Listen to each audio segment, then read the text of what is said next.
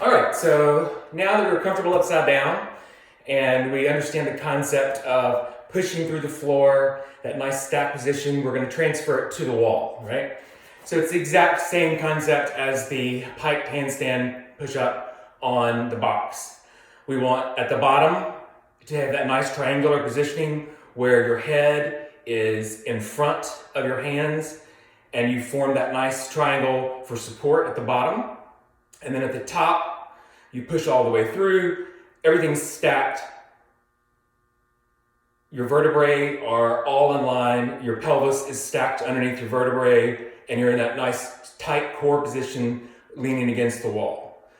Again, we want to think about our hand positioning, making sure that you're feeling the floor, pushing the floor with each of your fingers, and you have pressure on each of your fingers and on the sole of your palm, right? It's really going to help us in our balancing if we ever try to transfer off the wall, okay? So first thing I'll do is the exact same thing I did on the pike handstand push-up, is I'll draw a spot for my head and a spot for my hands, right?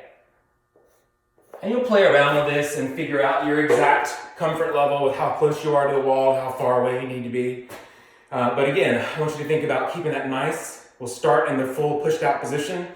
So I want you to think about keeping that nice tight core, all your vertebrae stacked in line, your pelvis underneath your vertebrae or on top of your vertebrae, and your head, again, right in between your shoulders, pushing straight through from the floor, right? And then as we go down, the head traps straight down, almost parallel to the wall, and the elbows come back to the sides as the hands stay out in front of us, okay? So remember, we're really pushing through the floor with this, okay?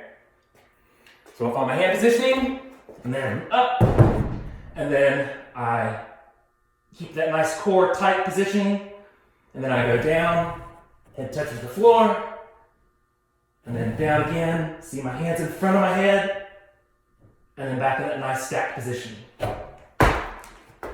So once you've gotten comfortable with these, you can do 3 to 5 strict handstand push-ups, and you want to think about kipping because you're like, oh, I see everybody doing kipping push-ups.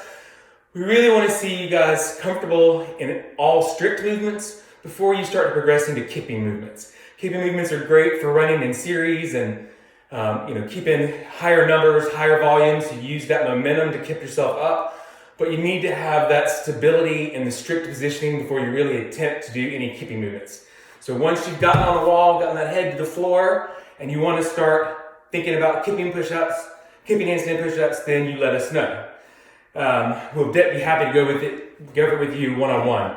Another big thing too is if you can't make it all the way down to the floor and you still want to work on your handstand push-ups, it's perfectly okay to put a weight underneath your head so you don't have to go down nearly as far. Sometimes we'll use the ab mats for cushioning to kind of just so you can keep that extra inch or two off the floor, because you'd be amazed at how 2-3 inches off the floor is such a huge difference than going all the way down to the floor in that 90-degree angle and then pushing back up.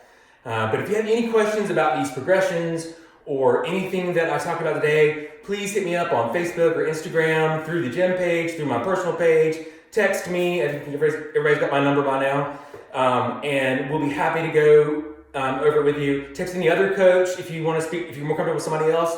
Please just reach out to us so that we can work on these skills during this time that we are away from the gym and really come back stronger than ever. All right? Miss you, fam, and we will see you guys soon.